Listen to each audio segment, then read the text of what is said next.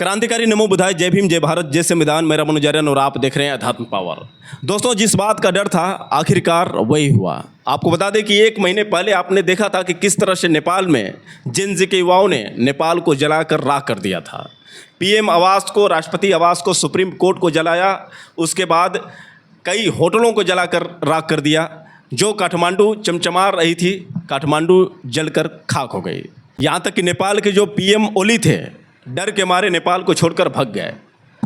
इतनी हिंसा शायद कभी किसी ने उम्मीद नहीं की थी। और इसी पर भीम आर्मी चीफ चंद्रशेखर आज़ाद ने पीएम को पत्र लिखा था। पत्र लिखने के दौरान उन्होंने ये बात कही थी कि जो वहाँ पर भारतीय लोग फंसे हैं उनको बचाने का कार्य किया जाए। और जिस प्रकार नेपाल में हिंसा हुई है, उस हिंसा को देखने के बाद डर तो ये लग रहा है कि कहीं भारत में भी ना हो जाए, क्योंकि जो हालात नेपाल में है वो हालात इंडिया में भी है। यहाँ पर भी युवा बेरोजगार हैं, दलितों के साथ लगातार उत्पीड़न हो रहा है, महिलाओं के साथ रोज़ अत्याचार किए जा रहे हैं। और ये जो सरकार है एक धर्म को विशेष स्थान दे रही है, हमेशा हिंदू राष्ट्र बनाने की जो बात कर रही है। और हिंदू राष्ट्र पर जितने भी अन्य धर्म के लोग हैं उनके साथ जिस तरह से लगातार शोषण किए जा रहे हैं, आपने ज़्यादातर मामलों में देखा होगा।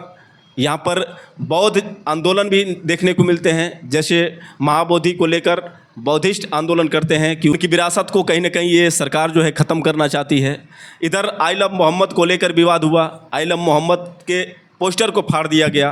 तो कहने का मतलब ये है कि जिस तरह से जाति हिंसा, धार्मिक हिंसा लगातार भारत में बढ़ती जा रही है, इससे जो है कहीं ना कहीं समाज में जो एक दूसरे के प्रति ये हिंसा देखने को मिल रही है, एक दूसरे के प्रति जो जलन देखने को मिल रही है, इस पर भीम आर्मी चीफ चंद्रशेखर आज़ाद ने चिंता जाहिर की थी। और उन्होंने एक इंटरव्यू में कहा था कि नेपाल के हालात भारत में भी है, लेकिन ये अच्छी बात है कि भारत का संविधान मजबूत है और यहाँ के युवाओं के अंदर समझदारी है, वो ऐसा नहीं करते।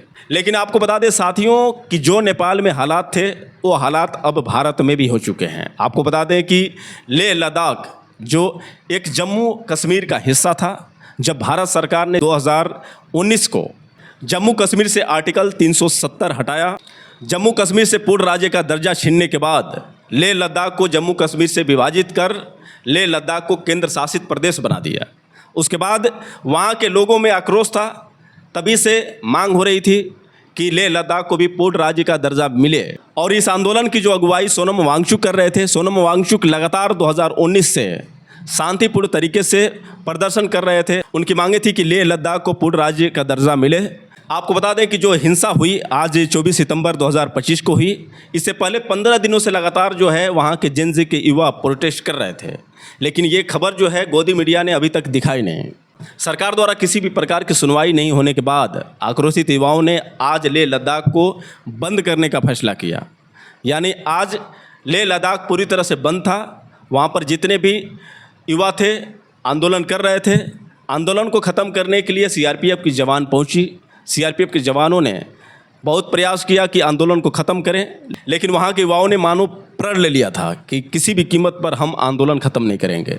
आपको बता दें कि इसी आंदोलन के दौरान 2 लोगों की तबीयत खराब हुई। 2 लोगों की तबीयत खराब होने के बाद जितने भी जेन जी के युवा थे और आक्रोशित हो गए और सड़क पर आकर प्रदर्शन करने लगे। प्रदर्शन काफ़ी तेज़ी से बढ़ता गया। इसके बाद सीआरपीएफ के जवानों ने जब देखा कि ये जो प्रदर्शन है काफ़ी तेज़ी से बढ़ रहा है, तो उन्हें रोकने के लिए वहाँ पर आंसू गैस के गोले भी छोड़े, लेकिन फिर भी प्रदर्शन रुका नहीं और तेज़ी से बढ़ता गया। और हद तो तब हो गई कि जब वहाँ के जितने भी जेन जी के युवा थे बीजेपी कार्यालयों को पूरी तरह से फूंक दिया। आप देख सकते हैं तस्वीरों में किस तरह से बीजेपी के कार्यालय को फूंकने के बाद वहाँ पर आक्रोशित युवाओं में कितना उत्साह देखने को मिला। और ये जो है कहीं ना कहीं भनक नेपाल की पूरी तरह से इंडिया में देखने को मिल रही है। यहाँ के युवाओं ने जो ये आज किया है, कहीं ना कहीं ये आने वाले समय में एक खतरा पैदा हो सकता है।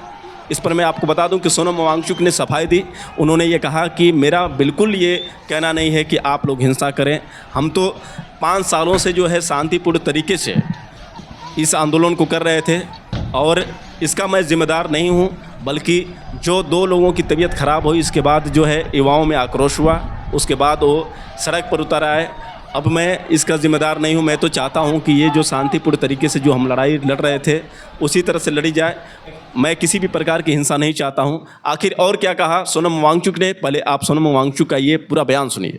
पर जो 35 दिन के अनशन पे बैठे थे उनमें से 2 लोग अस्पताल में उन्हें ले जाना पड़ा बहुत गंभीर स्थिति में। इससे लोगों में बहुत रोष जागा और आज पूरे लेह में बंद की घोषणा की गई और फिर युवा पीढ़ी हज़ारों की संख्या में बाहर आ गए। कुछ लोग सोचते हैं कि ये हमारे समर्थक थे। मैं कहूँगा हमारे समर्थक से ज़्यादा, हालांकि समर्थक पूरा लद्दाख है इस मुद्दे पर लद्दाख के, मगर ये युवा पीढ़ी का बड़ास था, एक तरह का जेन ज़ी रेवोल्यूशन जो कि उनको सड़कों पे लाया। 5 सालों से वो बेरोज़गार हैं, एक के बाद एक बहाने करके उन्हें नौकरियों से बाहर रखा जा रहा है और फिर लद्दाख को संरक्षण नहीं दे रहे हैं। मैं अपील करता हूँ लद्दाख के युवा पीढ़ी से कि वो जो भी हो इस रास्ते पर न चलें, हिंसा के रास्ते पर। ये मेरे 5 साल के कोशिशों को नाकाम कर देता है। अगर हम इतने सालों से अनशन कर रहे हैं, शांति से पदयात्रा कर रहे हैं और फिर अंत में अगर हिंसा कर बैठे तो ये हमारा रास्ता नहीं। तो दोस्तों आपने सुना किस तरह से सोनम वांगचुक ने ये बात दुख के साथ कही कि ये जो चीज़ है अच्छी नहीं है, ये अच्छे संकेत नहीं है। युवाओं में शांति होनी चाहिए और जो हम शांति से कार्य कर सकते हैं वो हिंसा में नहीं कर सकते हैं। लेकिन नेपाल का असर सीधे जो है लेह लद्दाख के युवाओं में पड़ा है। लेह लद्दाख के युवा अब पूरी तरह से आक्रोशित हो चुके हैं। अब बीजेपी को पूरी तरह से ख़त्म करना चाहते हैं। अब इस पर देखना दिलचस्प होगा कि इसका असर भारत पर किस हिसाब से पड़ता है, क्योंकि भारत के सभी राज्यों में भी ये समस्या है। हर राज्यों में लगभग बीजेपी की सरकार है और बीजेपी की सरकार में जिस तरह से लगातार युवाओं की बेरोजगारी बढ़ती जा रही है, जिस तरह से लगातार जाति और धार्मिक हिंसाएं बढ़ती जा रही है, इससे कहीं ना कहीं जो है चिंता साफ जाहिर हो रही है कि अगर सरकार इस पर विशेष ध्यान नहीं देती है तो फिर नेपाल जैसे हालात भारत में भी देखने को मिल सकते हैं और यहाँ पर भी पीएम को भागना पड़ सकता है। राष्ट्रपति को यहाँ से छोड़कर मैदान भागना पड़ सकता है, क्योंकि युवाओं का जो आक्रोश दिन पर दिन बढ़ता जा रहा है। आप अक्सर यहाँ पर भी देखते हैं कि ज़्यादातर युवा रोज़गार के लिए लगातार प्रदर्शन करते रहते हैं, सरकार के खिलाफ हमेशा मांग उठाते रहते हैं। ऐसे में आप देखें तो 1 महीने पहले एसएससी के छात्रों ने जिस तरह से आंदोलन किया था, लगभग लाखों छात्र मैदान में उतरे थे, 500 से अधिक वहाँ पर टीचर मैदान पर उतरे थे। लेकिन उन लोगों के साथ जिस तरह से सरकार ने दुर्व्यवहार किया, किस तरह से उनको मारा पीटा, उनके ऊपर लाठियाँ बरसाई, उनको जेल में डाला, तो ये जो कहीं न कहीं संकेत है नेपाल की तरफ बढ़ रहे हैं। और मेरा मानना है कि किसी भी कीमत पर आप नेपाल जैसे भारत में हालात न पैदा करें। हमेशा भारत को उसी तरह से बनाने की कोशिश करें। ये समस्याएं कोई ज़्यादा नहीं हैं, ये समस्याएं दूर हो सकती हैं, लेकिन सरकार चाहे तब तो, क्योंकि सरकार के जो इरादे हैं वो साफ झलक रहे हैं कि सरकार सिर्फ एक धर्म को ही विशेष तौर से तवज्जो दे रही है। हमेशा हिंदू राष्ट्र बनाने की जो बात की जा रही है, हमेशा बाबा साहब डॉक्टर भीमराव अंबेडकर को अपमानित करने की जो कोशिश की जा रही है, हमेशा बाबा साहब डॉक्टर भीमराव अंबेडकर के संविधान को ख़त्म करने के बाद मनुस्मृति जो लाने की बात कर रही है, बल्कि ये कहें तो संविधान को राष्ट्र ग्रंथ बनाने के बजाय अब जो है गीता को, रामायण को, ऐसे जो धार्मिक ग्रंथ हैं, इन ग्रंथों को राष्ट्र ग्रंथ बनाने की जो बात आ रही है, इससे भी कहीं ना कहीं संकेत जो हो रहे हैं कि भारत में भी हालात वैसे हो सकते हैं। क्योंकि भारत एक धर्मनिरपेक्ष देश है, यहाँ पर सभी धर्मों को स्वतंत्रता है, लेकिन यहाँ पर जिस तरह का माहौल है, लगातार एक धर्म को विशेष स्थान देना, बाकी अन्य धर्मों को अपमानित करने का जो ये लगातार सिलसिला चल रहा है, इससे अन्य धर्मों में जो आक्रोश है वो फैलता जा रहा है। आपको बता दें कि जो अभी हाल ही में आई लव मोहम्मद का जो यहाँ पर आक्रोश देखने को मिला, यहाँ पर सभी मुसलमान सड़क पर उतर आए और आई लव मोहम्मद का नारा लगाने लगे। दरअसल एक जुलूस इन लोगों ने निकाला था जिसमें आई लव मोहम्मद का था। इसके बाद जो पुलिस ने उनके ऊपर कार्रवाई की, उनके जो बैनर थे उन बैनरों को फाड़ दिया। उसके बाद कई मुस्लिमों को गिरफ्तार किया गया, मुस्लिमों के ऊपर लाठियां भी बरसाई गई। फिर उसके बाद अब जो है बुलडोज़र कार्रवाई की जा रही है, लगभग 100-200 से अधिक मकानों को तोड़ दिया गया है। और पहले तो कोई बात नहीं थी, लेकिन जब से ये आइलम मोहम्मद का विवाद शुरू हुआ है उसके बाद जो बुलडोज़र बाबा हैं एक्शन में आ चुके हैं और बेवजह उनके ऊपर अतिक्रमण का आरोप लगाते हुए लगातार बुलडोज़र कार्रवाई की जा रही है, उनके घरों को तोड़ा जा रहा है। तो स्वाभाविक है कि जो हिंसा है ये भारत में भी देखने को मिल सकती है, और जो नेपाल के हालात थे कहीं ऐसा ना हो कि यहाँ पर भी वैसे देखने को मिल सकते हैं।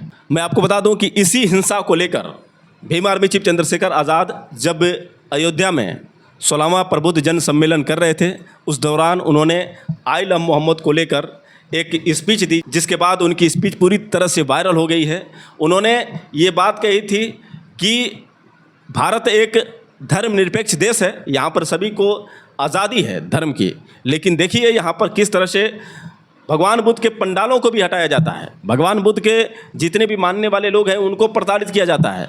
अब जो है मुसलमानों को टारगेट किया जा रहा है। मैं आइलम मोहम्मद बोलता हूँ, मुझे जेल में डालो, देखें तुम्हारी जेल में कितनी जगह है। आखिर और क्या कहा था चंद्रशेखर आज़ाद ने, पहले आप चंद्रशेखर आज़ाद का ये स्पीच सुनिए। सम्मानित साथियों, आपका आलम यह है, मुझे साथियों द्वारा बताया गया, कहते हैं संविधान ने 25 आर्टिकल 25-26 में धार्मिक आजादी दी है, लेकिन अगर आप आई लव मोहम्मद कह देते हैं तो मुकदमा दर्ज हो जाता है और आपको जेल में डाल दिया जाता है। ये देखिए, अगर आप भगवान बुद्ध की कथा करते हैं तो पंडाल तोड़ दिए जाते हैं, मूर्तियां उठा के फेंक दी जाती है, आपको कोई नई परमिशन नहीं मिलेगी। और जिनके पास राजकाज है वो रोज कोई आयोजन करे, उनको किसी परमिशन की जरूरत नहीं है। मैं कह रहा हूं, लो मोहम्मद, लो मुझे जेल में डालो, मैं देखना चाहता हूं कि आपकी जेल में कितनी जगह। कोई किसी भी विचार को, किसी भी किरदार को पसंद कर सकता है, उसके लिए आप ठेकेदार नहीं। जितना प्यार हम बाबा साहब अम्बेडकर को करते हैं, उतने उन तमाम क्रांतिकारी महापुरुषों को भी करते हैं जिन्होंने गैर बराबरी के खिलाफ आंदोलन चलाया। प्यारे साथियों, इस गैर बराबरी का अंत भी तभी होगा जब राजकाज आपके हाथ में होगा। वरना आपको याद होगा 69,000 शिक्षक भर्ती, 20,000 पदों पे घोटाला हुआ, और वो 20,000 पदों में दलित पिछड़े वर्ग के बच्चे थे। ये वही हैं जिनको चुनाव के समय हिंदू कहा जाता है, और चुनाव के बाद इनके बच्चों के आगे बढ़ने के रास्ते ये उत्तर प्रदेश की सरकार रोकने का काम करती है। और जब हम 5 दिन आंदोलन करके मजबूर करते हैं तो पिछले दरवाजे से कोर्ट जाकर उनको, उनके अधिकारों को लूटने का काम करती है। तो दोस्तों, आपने सुना किस तरह से भीम आर्मी चीफ चंद्रशेखर आज़ाद ने आइलम मोहम्मद की बात की।